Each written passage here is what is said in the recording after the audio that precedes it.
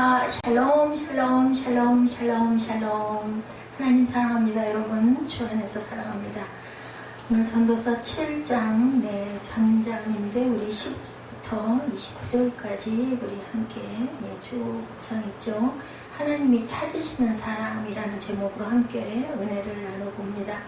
이제까지와 다르게 본장에서는 지혜로운 삶을 살아라 이렇게 말합니다. 근데 여기서 말하는 지혜는 인간적인 지혜가 아니라 하나님 중심적인 지혜다.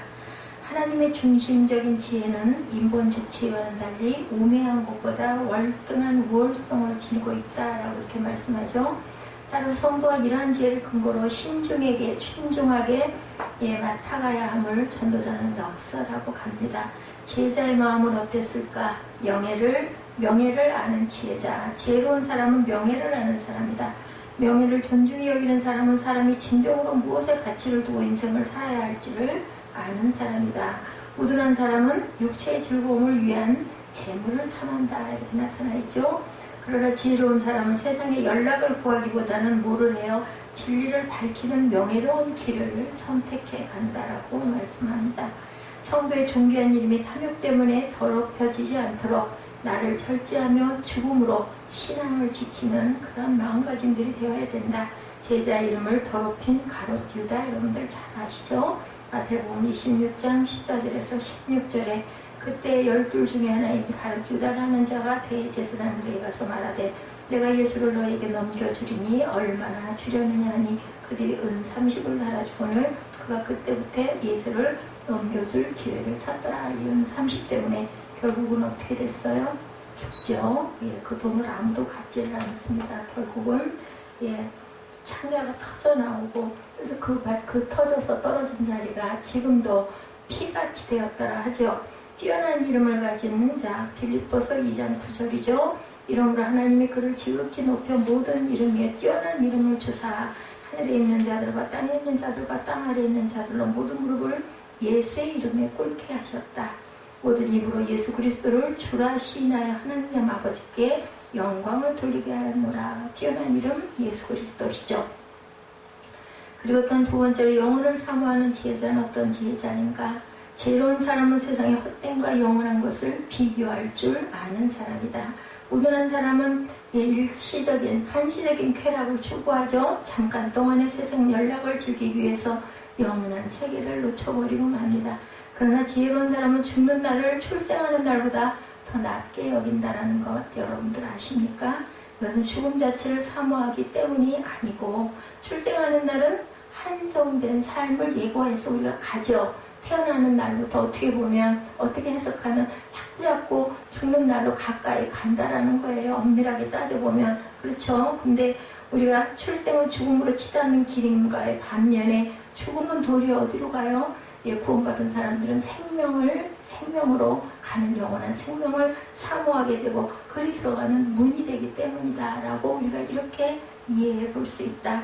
이 진리를 깨달은 자가 바로 지혜로운 사람이라는 겁니다.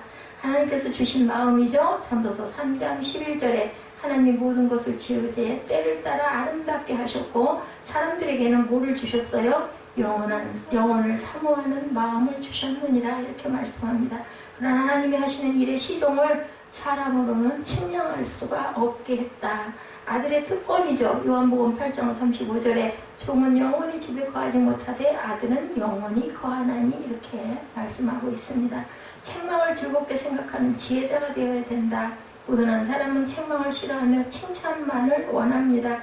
지혜로운 왕이 판단을 흐려지는 이유는 늙음과 뇌물 두 가지 때문이라고 합니다. 늙어서 판단력이 흐려질 경우 어리석은 결정을 내리고 뇌물은 칭찬하는 말로 책망을 멀리하게 하고 간교하고 아구하는 사람만을 곁에 두게 한다. 뇌물이 이렇게 좋지 않은 거죠. 따라서 왕의 판단은 아구하는 자들의 칭찬 때문에 결국은 흐려지고 만다. 고통스럽지만 진리로 바로 알려는 태도가 사람을 지혜롭게 한다고 합니다. 잔치집만 선호하는 사람은 인생의 쾌락을 추구할 뿐이고 내세를 소망하지 못하게 된다. 그래서 뭐라 그래요? 우리가 잔치집보다는 돌아간 자리 그런 거 조사할 줄 아는 그러한 저희들이 되어야 된다라고 얘기하죠. 그래서 잔치집보다는 장례식장을 얼른 찾아야 된다는 얘기를 합니다. 범죄에 대한 징계에 대해서 신명기 25장 1절에서 4절에 말합니다. 사람들 사이에 시비가 생겨 재판을 청하면 재판장은 그들을 재판하여 의인은 의롭다고 악인은 정죄할 것이며 악인에게 태형이 합당하면 재판장은 그를 엎드리게 하고 그 앞에서 그의 죄에 따라 수를 맞추어 때리게 하라. 곤장을 때리는 거죠. 쉽게 얘기해서. 그런데 몇 대까지? 40대까지는 때리려니와 그것을 넘기지는 못할지니 만일 이것을 넘겨 매를 지나치게 때리면 내가 내 형제를 경히 여기는 것이 될까 하노라. 40이 넘어가면 죽는다고 그러죠. 그래서 40에 한 대 감한 매를 꼭 때렸다고 합니다. 이걸 어기면 이것도 죄를 받았다고 그래요. 그래서 곡식 떠는 소에게 그래서 망을 씌우지 말지니라 이렇게 말씀합니다. 세상을 사는 지혜는 어떻게 하는 것인가? 신중하게 일하는 지혜에 있다. 지혜로운 사람은 결단 않고 조급한 결정을 내리지 않는다. 의논한 사람은 어떻게 해서든지 일을 빨리 시작하려고 하죠. 그러나 지혜로운 사람은 일의 시작보다 끝을 중요하게 여기고 좋은 결과를 얻기 위해서 신중하게 계획을 짠 후에 시작을 합니다. 따라서 세상을 사는 지혜는 먼저 급한 마음을 갖지 않은 것이다. 급한 마음은 사람을 불안하게 하고 화를 내게 하고 그러다 보면 결국은 당연히 일은 어떻게 돼요? 그르쳐지게 된다. 악한 때에 신중한 지혜자가 되라. 아모스 5장 13절입니다. 그러므로 이런 때에 지혜자가 잠잠하는 이는 악한 때임이니라. 행동을 삼가하라. 잠언 14장 15절입니다. 어리석은 자는 온갖 말을 믿으나 슬기로운 자는 자기의 행동을 삼가느니라. 우리가 정말 잠언 말씀을 언제 듣고 언제 봐도 그죠? 우리의 마음밭에 속속 박히는 그런 부분이 있습니다. 그리고 또한 우리에게 자족하는 지혜를 가져라 라고 말씀을 합니다. 세상을 사는 지혜가 신중하게 일하는 지혜 그리고 자족하는 지혜다. 지혜로운 사람은 인간의 일과 하나님의 일을 구분하죠. 하나님께서 곱게 하시기로 작정하신 것을 인간이 곱게 펼 수가 절대 없습니다. 하나님께서 계획하신 범위 내에서 자신의 일을 충실히 하는 사람은 인생을 기쁘게 살아갑니다. 인간은 장래의 일을 당연히 예측할 수가 없죠. 우리는 하나님께서 주신 현재의 삶에 자족하며 형통한 날에는 기뻐하고 곤고한 날에는 근신하고 기도해야 되겠죠. 그래서 자족하는 일체의 비결을 배우느라고 바울이 고백합니다. 내가 궁핍함으로 말한 것이 아니니라. 어떠한 형편이든지 나는 자족하기를 배웠나니 나는 비천에 처할 줄도 알고 풍부에 처할 줄도 알아. 모든 일 곧 배부름과 배고픔과 풍부와 궁핍에도 처할 줄 아는 일체의 비결을 배웠느라. 참 이러기가 얼마나 어렵겠습니까? 그래서 그것은 내 힘이 아니라 능력 주시는 자 안에서 내가 모든 것을 할 수 있느니라 라고 이렇게 바울은 고백을 합니다. 그리고 또한 하나님을 신뢰하는 자족을 너희가 배워야 된다. 하박국 3장 17절에서 19절입니다. 비록 무화과 나무가 무성하지 못하며 포도나무에 열매가 없으며 감람나무에 소출이 없으며 밭에 먹을 것이 없으며 우리의 양이 없으며 외양간에 소가 없을지라도 나는 야훼로 말미암아 즐거워하며 나의 구원의 하나님으로 말미암아 기뻐하리로다. 주 야훼는 나의 힘이시라. 나의 발을 사슴과 같게 하사 나를 나의 높은 곳으로 다니게 하시리로다. 이 노래는 지휘하는 사람을 위하여 내 수금에 맞춘 것이라고 이렇게 고백합니다. 그리고 중용을 선택하는 지혜를 가져라. 지혜로운 사람은 지나치게 지혜를 중요시하지 않습니다. 지나치게 자신의 지혜에 집착하는 사람은 어떤 사람? 교만한 사람인 거죠. 신앙은 이성을 초월한 것임에도 불구하고 자신의 지각으로 이해하려는 사람은 파멸의 길에 빠지고 만다. 지혜자가 어떤 가치 기준을 세우고 그 기준에 의거하여 세상을 바라보지만 세상의 모든 일을 전부 다 바로 이해할 수는 없다. 세상에는 자기 의로움 때문에 멸망하는 의인이 있고 악행 중에 장수하는 악인이 있다라고 오늘 본문 앞절에 얘기하고 있죠. 욥의 세 친구는 지나치게 지혜를 중시한 사람이었기 때문에 결국은 욥의 고난을 이해하지 못하고 그걸 어떻게 했어요? 판단하죠? 정죄합니다. 진정한 지혜는 중용의 길로 터득이 된다. 자기 절제를 요구하는 중용, 고린도전서 9장 25절에서 27절에 말씀합니다. 이 길을 다투는 자마다 모든 일에 절제하나니 그들은 썩을 승리자의 관을 얻고자 하되 우리는 썩지 아니할 것을 얻고자 하노라. 그러므로 나는 다름질하기를 향방 없는 것 같이 아니하고 싸우기를 허공을 치는 것 같이 아니하며 내가 내 몸을 쳐 복종하게 하면 내가 남에게 전파한 후에 자신 도리어 버림을 당할까 두려워함이라고 이렇게 바울이 고백하죠. 그리고 또한 자신을 지키기 위한 중용에 대해서 잠언 2장 11절에 고백합니다. 근신이 너를 지키며 명철이 너를 보호하여 악한 자의 길과 폐역을 말하는 자에게서 건져내리라. 지혜자의 고백이죠. 인간 이성의 한계. 전도자는 가장 완전하고 진지한 자세로 삶을 탐구하고 지혜를 얻으려고 하죠. 전도자의 탐구와 지혜에 대한 열망은 결코 피상적인 것이 아니었고 돈과 같은 어리석은 세상적인 대가를 얻기 위함도 아니었다. 지혜를 얻는 데 있어서 여러 가지 방법을 사용하였고 주제를 여러 가지 측면에서 접근하죠. 좋은 것들은 상대적인 측면에서도 전도자는 연구했습니다.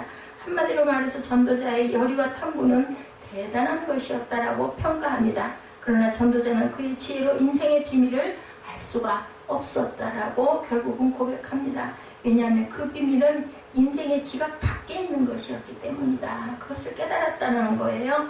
이성의 한계가 있죠. 잘못했으면 전도자가 이단이 될 뻔했어요. 그죠? 내가 이런 걸 터득하고 이런 걸 깨달았으니 내가 하나님이로다. 요즘 이단들 그러지 않습니까? 근데 전도자는 나는 이걸 깨달지 못했다. 하나님 내 권한 밖의 것이라고 고백을 합니다. 이성의 한계 고린도전서 1장 25절이죠. 하나님의 어리석음이 사람보다 지혜롭고 하나님의 약하심이 사람보다 강하니라. 바울사도 이렇게 고백합니다.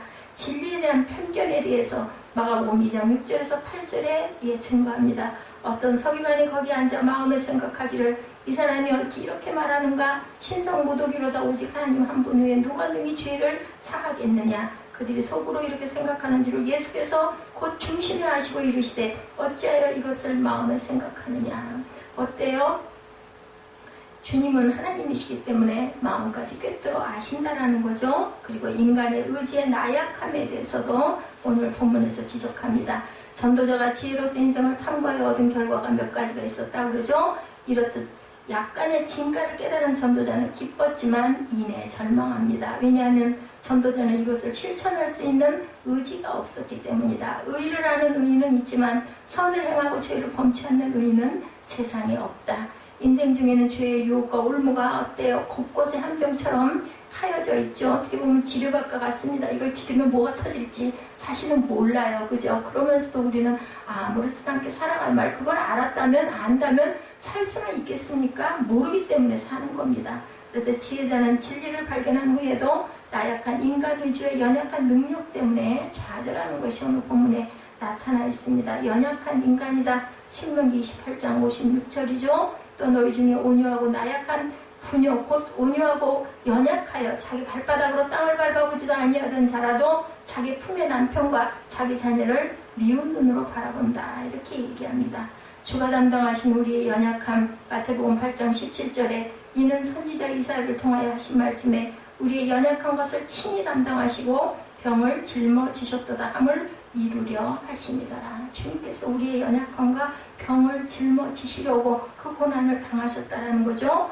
하나님은 우리를 정직하게 만드셨으나 우리가 스스로 타락하여 죄를 범합니다. 뭐 때문에? 우리 안에 있는 근성, 악한 근성 때문에 그러죠. 그러므로 우리는 지혜로울지라도 악한 죄를 내는 것에 불과하다. 아무리 지혜로운 사람도 사실은 악한 죄를 짓고 말고 속에서 악이 자꾸 나옵니다. 우리가 영적으로 타락한 상태로 벗어나지 못하는 한 우리의 지혜는 무용지물이다. 마음의 약함, 마음의 악함이죠. 마태복음 15장 19절입니다. 마음에서 나오는 것은 악한 생각과 살인과 간음과 음란과 도둑질과 거짓 증언과 비방이니 그리고 쭉 그 이후로도 말씀을 합니다. 출생에서부터 악했다. 시편 51편 5절이죠. 내가 죄악 중에서 출생하였으며 어머니가 죄 중에 나를 잉태하였나이다. 우리는 이렇게 우리 안에 있는 원죄가 부모를 통해서도 그 안에 우리 안에 자리 잡고 있다. 인간은 하나님이 주신 지혜를 가지고 인생을 산다면 보람되게 살 수가 있는데 이 지혜는 결코 자신을 자랑하지 않고 도에 지나치지 않게 사는 것이다. 그러나 인간은 이러한 지혜를 실천할 수 없는 존재라는 사실이 우리를 절망시키죠. 그러므로 전도자는 지혜를 받았다고 좋아할 것이 아니라 먼저 하나님께 자신을 의탁하는 것이 필요하다고 이렇게 말합니다. 전도서의 반복되는 강조는 하나님을 떠나서 인간적으로 살아가는 생활의 허물을 지적하고 있죠. 인본적인 삶의 나중은 뭐예요? 후회뿐이고 바람을 잡으려는 것처럼 헛되도다. 이렇게 얘기합니다. 15절에 내 허무한 날을 사는 동안 내가 그 모든 일을 살펴보았더니 이렇게 고백하죠. 15절에 보니 내 허무한 날을 사는 동안 내가 모든 일을 살펴보았더니 자기의 의로움에도 불구하고 멸망하는 의인이 있고 자기의 악행에도 불구하고 장수하는 악인이 있다. 어우, 저런 사람 안 잡아가고 어떻게 하나님은 가만히 계시 이럴 때가 있죠. 그런데 또한 착한 사람은 또 얼른 돌아가는 경우도 있다라는 거예요.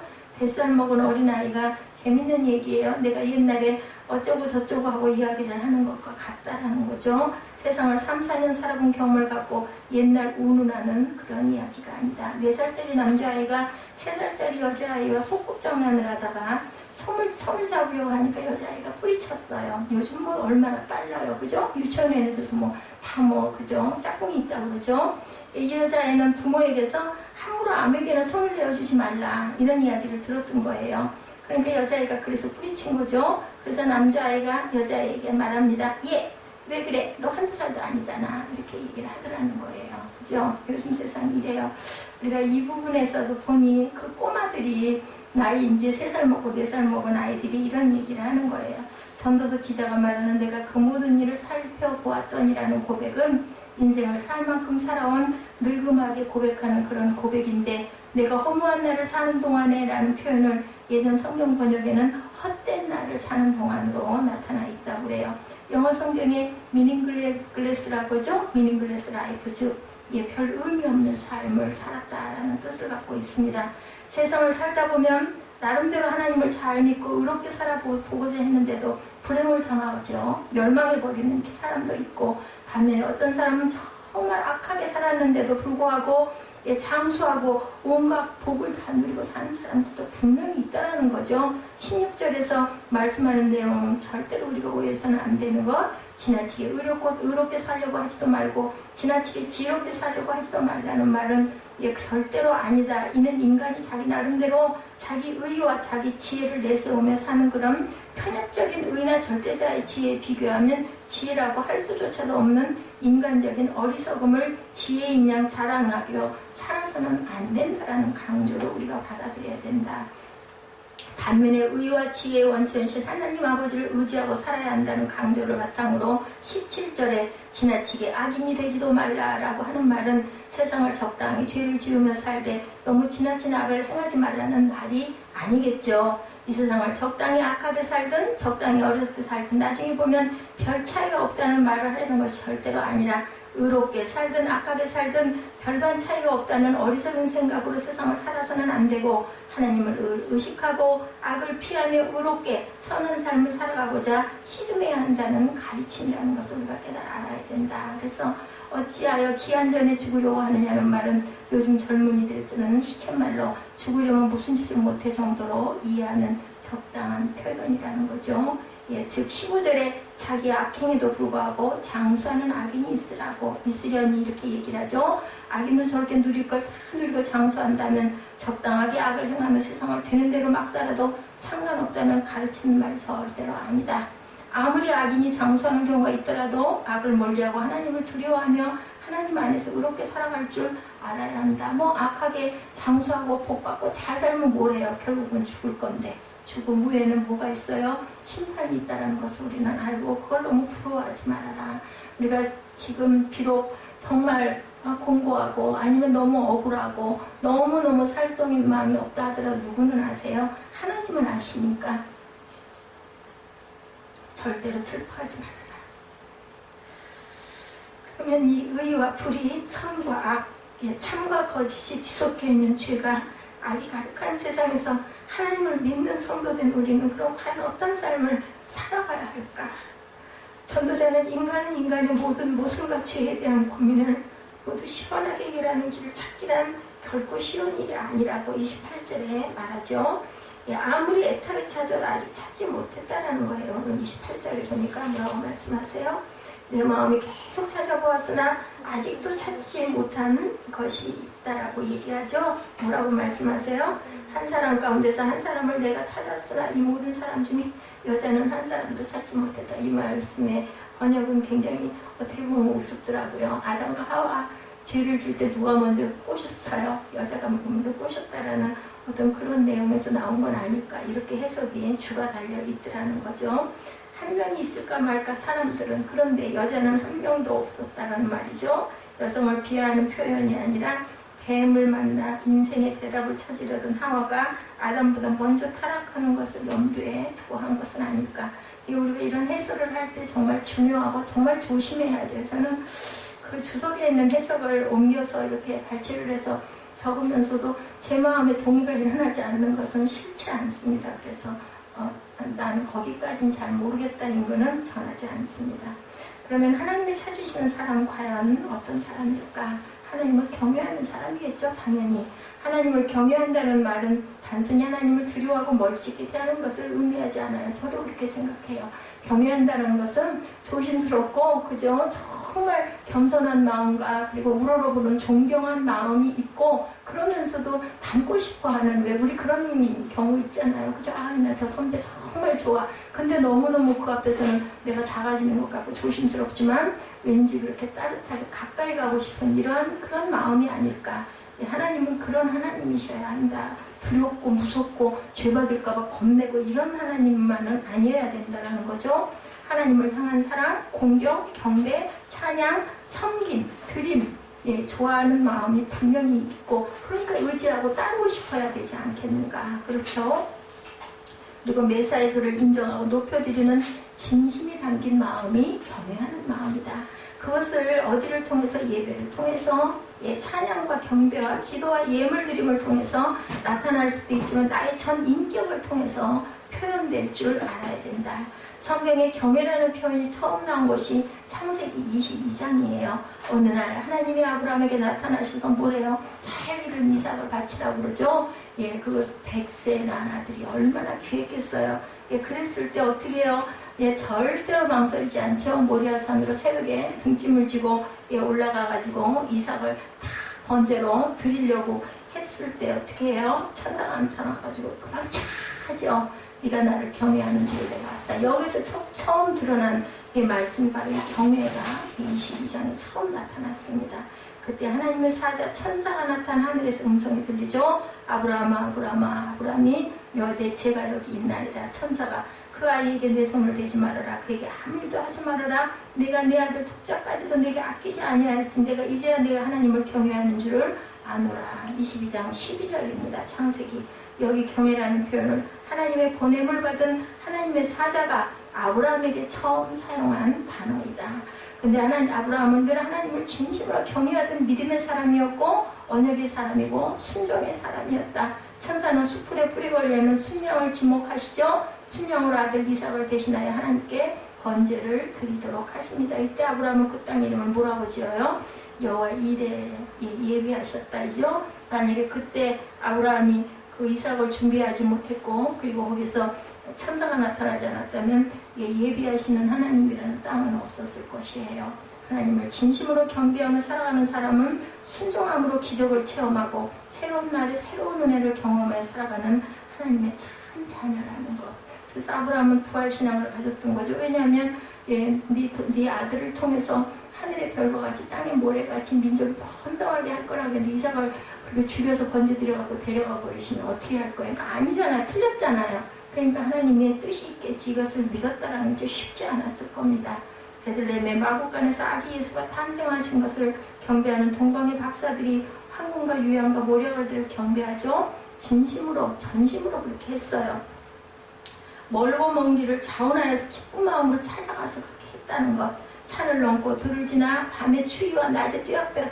우리가 생각할 때는 뭐 멋지잖아요. 그죠? 별 보고 따라갔다. 근데 정말 우리가 그 땅을 알지 않습니까? 얼마나 뜨겁고 얼마나 추웠겠는가. 그리고 정확한 자리도 모르면서 별만 쳐다보고 찾아갔다는 거죠. 그들에게 하나님의 아들을 만나 경배할 수 있다는 기대와 소망 한 가지를 가지고 그들은 그 멀고 그 먼 길, 어딘지도 모르는 그 길을 이상한 별의 움직임을 따라서 가고 또 가고 그 시대에 하나님을 신뢰하고 믿었던 그 믿음이 오늘날 우리의 믿음보다 훨씬 저는 아주 대단한 믿음이라고 생각합니다. 하나님의 아들을 만날 수 있고 그분께 경배드릴 수 있다는 설렘과 기대와 기쁨과 감격으로 가득한 발걸음을 먼 줄도 모르고 아닐 거라는 생각, 의심도 전혀 없이 옮겨갔어요. 이게 바로 신앙생활이다. 이것이 믿는 자의 일상이어야 된다.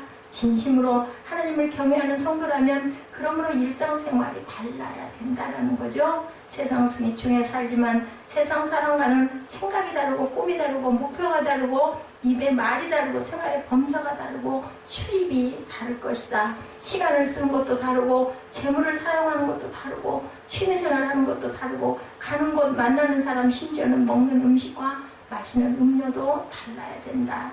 하나님을 경외하는 성도는 매사가 다르고 다를 수밖에 없고 하나님의 자녀임이 드러날 줄 알아야 된다. 뭐 예수 믿으세요를 안 해도 아, 저 사람 예수 믿는 사람 아니에요? 이런 말이 주변에서 들려야 한다. 야곱은 외삼촌 라반의 집에 장가들여서 정말 고단하고 힘겨운 처가살이를 하죠. 예, 그런데 장인에게 작별 인사도 하지 않고 귀향길에 오릅니다. 하나님의 도우심으로 장인 라반을 곁을 떠나 아버지 이삭의 집을 향해 출발한 날이 왔죠. 예, 엄청 그 더부살이를 엄청 많이 했습니다. 고생 많이 했어요. 이 사실을 3일 후에 뒤늦게 알게 된 장인 라반 일행을 끌고 뒤쫓아가 야곱과 그의 아내들과 아들들과 종들과 모든 짐승떼를 만나게 됩니다. 예, 그랬을 때 장인 라반도 흥분했고 야곱도 마음이 안정되어 있지 않아서 특별한 상황에서 서로 만나게 됐어요. 야곱은 몹시 흥분하고 있었죠. 두려움도 있었을 거예요. 20년을 가슴에 묻고 지내왔던 감정, 억울한 감정도 밀려 올라왔을 겁니다. 야곱은 화가 난 목소리로 장인 라반에게 평소에 말 못하고 지내던 생각들을 쏟아놓기 시작합니다. 지금까지 20년이라서는 장인과 함께 살았습니다. 그동안 장인의 암양과 암양소 가운데 한 마리라도 유산한 일이 있습니까? 저는 장인의 양떼 가운데 순양 한 마리도 잡아먹은 적이 없습니다. 양이 맹수에게 물려 죽어도 그것을 장인께 가져가지 않고 제가 물어냈습니다. 또한 밤에 도둑을 만났든지 낮에 도둑을 만났든지 장인께서 그것을 저한테 물리셨습니다. 대단하게 아주 지독하게 굴었던 것 같아요. 저로 말하면 낮에는 더위에 허덕이고 밤에는 추위에 떨며 제대로 눈도 붙이지 못했습니다. 저는 장인 댁에서 20년을 같이 살았습니다. 14년은 장인의 딸들에게 장가를 들렸고 장인의 일을 도와드렸고 6년은 장인의 양떼를 돌보았습니다. 그러나 장인은 저에게 주기로 한 삭슬 10번이나 바꿔치기 했습니다. 창세기 31장 38절에서 40절 내용이에요. 이 내용이. 그리고 이어서 얘기합니다. 우리 아버지 하나님, 아브라함의 하나님, 이삭을 경외하는 이가 나와 함께 계시지 아니하셨다면 외삼촌께서 이제 나를 빈손으로 돌려보내실 것이다. 창세기 31장 42절입니다. 여기서 야곱은 아버지 이삭의 믿음을 회상하며 나의 아버지 이삭이 경외하시는 하나님 아버지께서 나와 함께 계시지 아니하셨다라면 나는 지금쯤 빈털터리로 장인의 집을 쫓겨났을 것입니다. 이렇게 얘기를 한 거죠. 예, 하나님이 누굴까? 아브라함이 경외하고 이삭이 경외하고 야곱이 경외하던 하나님, 그 하나님 아버지가 지금도 내가 경외하고 나의 경외를 받으시는 하나님 아니신가? 우리가 이것을 믿고 가야 되겠다. 전도서 또한 절대로 인생의 홈런을 이야기하는 책이 아닌 것이 5장 7절에 오직 너는 하나님을 경외할지니라 이렇게 얘기합니다. 전도서 8장 12절에 하나님을 경외하여 그를 경외하는 자들을 잘 될 것이요. 그 다음 절인 13절에 악인은 잘 되지 못하며 장수하지 못하고 그날이 그림자와 같으니 이는 하나님을 경외하지 아니함이라고 이렇게 얘기합니다. 하나님을 잘 경외하는 강조죠. 그러므로 12절의 말씀처럼 죄인이 100번이나 악을 행하고 장수하거니와 라는 그런 기이한 현상을 부러워하지 말고 하나님을 경외하라. 전도서의 결론입니다. 마지막 절인 12장 13절에 보면 일의 결국은 다 들었으니 하나님을 경외하고 그의 명령을 지킬지어다. 이것이 모든 사람의 본분이니라. 이렇게 전도서 끝을 마무리합니다. 하나님이 좋게 보이는, 하나님이 좋게 보는 사람, 하나님께 좋게 보이는 사람은, 하나님이 찾으시는 사람은 하나님을 기쁘시게 하는 사람이다. 참 지혜자는 하나님을 기뻐하는 사람이고 뿐만 아니라 하나님을 기쁘게 하는 사람은 19절에 보면 하나님은 지혜자에게 지혜를 공급하시되 성읍에 있는 10명의 권력자들보다 더 능력있게 하시는 분이다. 20절에 세상에 전혀 악을 행하지 않는 온전한 의인이란 없다라고 얘기하죠. 뿐만 아니라 나에게 대하여 말은 이웃의 말에 지나치게 귀를 기울이고 마음을 빼앗기며 살지 말아라. 21절에 사람들이 하는 모든 말에 내 마음을 두지 말라고도 말씀합니다. 요즘 소위 악성 댓글 같은 것에 마음을 두기 시작해서 결국은 그걸로 인해서 자살을 하는 연예인들도 많이 있었죠. 예, 그러므로 참되은 지혜자는 25절의 말씀처럼 돌이켜 전심으로 지혜와 명철을 살피고 연구하며 살아야 된다. 그래도 다 해결되지 않는 것이 인생사다. 제가 오늘 잠깐 잠깐 그런 생각이 잠깐 들었어요. 이렇게 억울하고 이렇게 원통하고 이렇게 마음이 아프고 이렇다면은 살 소망이 없을 것 같구나, 이런 마음이 잠깐 오더라고요. 그러면서 또 하나 든 생각이, 내가 예수를 몰랐더라면, 내가 하나님을 믿지 않았더라면 그러지 않았을까, 이런 마음이 다 들더라고요. 그래서 지혜와 명철을 살피고 연구하고 하나님의 뜻을 우리가 깨닫고 살아야 된다. 이것이 바로 인생사다. 전도자는 25절에 악한 것, 어리석은 것, 미친 것이라는 표현을 통해서 아무리 지혜와 명철을 동원하고 살펴도 연구해도 인생의 시원한 답을 찾기는 어렵다라고 결론을 내리죠. 하나님을 기쁘게 하는 사람이란 하나님께 좋게 보이는 사람이다. 인간이 거치대로 하나님께 좋게 보일 수는 없죠. 절대로 없습니다. 하나님은 우리의 중심과 생각을 모두 아시기 때문이다. 사람은 속일 수 있지만 하나님은 속일 수가 없죠. 26절에 공동 번역을 읽으면 이해가 이렇게 나와 있습니다. 나는 또 여자는 죽음보다 신물나는 것임을 알았다. 여자는 새 잡는 그물이다. 이렇게 표현이 되어 있다고 합니다. 그 마음은 올감이요 그 팔은 사슬이다. 하나님께 좋게 보이는 사람은 거기에서 벗어날 수 있지만 죄인은 결국 잡히고 만다. 그러므로 하나님께 좋게 보이는 인생으로 살아야 하고 하나님께 기쁨이 되는 인생이 되어야 한다. 하나님이 기뻐하시는 인생으로 살아야 하나님의 상급이 있다는 거죠. 그래서 하나님을 정직하게 대하는 사람, 평생을 살며 이러저러한 인생의 우여곡절을 다 겪어보고 인생의 헛됨에 바람을 잡는 것과 같다는 것을 깨닫게 된 전도자는 27절 이하에 고백하죠. 시원한 인생의 대답을 찾으려고 하였으나 1000명의 사람들이 찾으려고 찾아 나섰어도 찾을 수 없는 것뿐이었다. 그러나 분명히 한 가지 깨달은 것이 있는데 그것은 하나님은 사람을 정직하게 지으셨다는 점이다. 그렇다. 하나님의 인간 창조는 하나님의 형상을 따라 지으신 가장 아름다운 창조요, 가장 완전한 창조요, 가장 거룩한 창조이고 가장 정직하신 창조이시다. 그러므로 하나님의 형상을 회복하는 길은 하나님 앞에서 정직한 인생의 길을 살아가는 것이어야 한다. 하나님은 인간을 정직하게 만드셨고 단순하게 지으셨다. 그래서 그런 얘기가 있어요.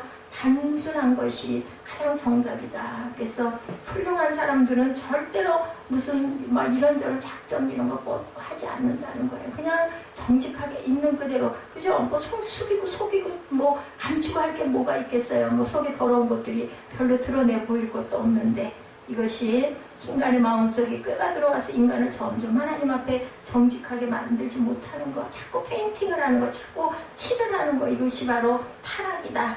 하나님께 제사를 드리고 난 후에 동생 아벨을 죽이고 나서 하나님 앞에서 뻔뻔하게 행동했던 가인의 모습이 어때요? 뭐라 그래요? 내가 동생을 지키는 자리일까? 이렇게 얘기를 하지 않습니까?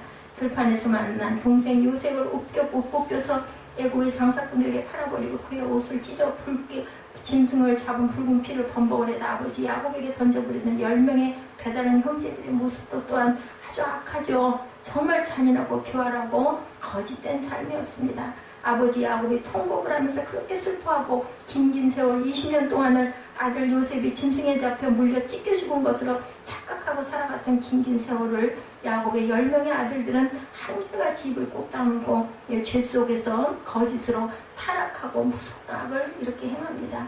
인간의 마음속에 거짓과 악이 들어오면 전쟁 중에 동료가 죽어가는데도 아이성 전투의 현장에서 신할산 외투를 빼돌리고 금과 은덩어리를 훔쳐다가 자기 집안에 감추는 그런 행동 악 아니죠? 결국은 여호수아를 속이고 동료들을 속이고 동족들을 속이고 크게는 하나님을 속이려고 하지만 결국은 심판을 받고 만다라는 것. 하나님 앞에 정직이 떠난 자의 최후는 결국 그런 것이다. 예수께서 돌아가시기 전날 밤에 제자들과 마지막 식사를 하시던 자리에서 예수님과 한 떡그릇에 손을 넣으면서 뻔뻔하게 깜짝같이 예수를 속이고 팔아버린 그런 비겁한 행동과 반역자의 행동이 어찌 그것이 가능하였겠는가. 마귀에게 사로잡히고 인간의 마음에 정직이 영이 떠나면 이처럼 죄가 죄로 보이지를 않는다라는 것. 성령 받고 한참 모든 성도들이 받은 은혜가 충만해서 서로 돕고 서로 감사하고 서로 섬기고 가진 자와 없는 자가 전혀 걱정 안 하고 상통하고 행복하게 신앙생활을 하던 초대교회에 아나니아와 삽비라 부부도 있었습니다. 베드로 앞에서 차례대로 죽어나간 자들에게 베드로가 책망한 내용은 너희가 성령을 속였느니라. 이렇게 결국은 성령 속인 죄로 죽는 그러한 결과가 나타나죠. 하나님께 거짓말을 하고 주의 영을 시험하고 말할 때 하나님은 삽비라 부부가 3시간 간격으로 베드로 앞에서 그만 영이 떠나고 죽고 맙니다. 젊은 사람들이 들어가 차례차례 시체를 내어다가 장례를 하는 기가 막힌 사건. 그래서 어떤 분들은 그런 얘기합니다. 하나님 앞에 헌금하고 억울하게 죽었다. 근데 그게 중요한 게 아니죠. 하나님을 속이고 성령을 속이는 것은 정말 무서운 범죄 행위다. 신앙생활은 하나님 앞에 정직하게 반응하며 살아가는 것이고 시간과 재물과 각 사람의 생각과 마음과 입의 말과 범사에 있어 하나님 앞에서 전지전능하신 하나님을 정직하게 대하며 살아가는 일상이 신앙생활이다. 사도 바울이 갈라디아 교회 성도들에게 편지한 내용의 강조가 그렇죠. 스스로 속이지 말라. 하나님은 업신여김을 받지 아니하시나니 사람이 무엇으로 심든지 그대로 거두리라. 자기 육체를 위하여 심는 자는 육체로부터 썩어질 것을 거두고 성령을 위하여 심는 자는 성령으로부터 영생을 거두리라. 우리가 선을 행하되 낙심하지 말지니 포기하지 아니하면 때가 이름에 거두리라. 그러므로 우리는 기회 있는 대로 모든 이에게 착한 일을 하되 더욱 믿음의 가정들에게 할지니라. 그래서 예수께서 창조하신 천국의 교훈도 같습니다. 거짓 선지자들을 삼가라. 양의 옷을 입고 너에게 나오나니 속이는 노략질하는 것이니라. 그들의 열매로 그들을 알지니 가시나무에서 포도를 엉겅퀴에서 무화과를 따겠느냐. 이와 같이 좋은 나무마다 아름다운 열매를 맺고 못된 나무가 나쁜 열매를 맺나니 좋은 나무가 나쁜 열매를 맺을 수 없고 못된 나무가 아름다운 열매를 맺을 수 없느니라. 아름다운 열매를 맺지 아니하는 나무마다 찍혀 불에 던져지니라. 이러므로 그들의 열매로 그들을 알리라. 나더러 주여 주여 하는 자마다 다 천국에 들어갈 것이 아니요 다만 하늘에 계신 아버지의 뜻대로 행하는 자의 자여라야 들어가리라. 알곡과 쭉정이로 구별하는 결실의 계절이 이제는 더 다가옵니다. 하나님의 교훈과 삶의 이치를 생각하며 하나님 앞에서 정직한 믿음의 삶을 갖고 가는 하나님의 귀한 자녀들 되시기를 주님의 이름으로 축복합니다.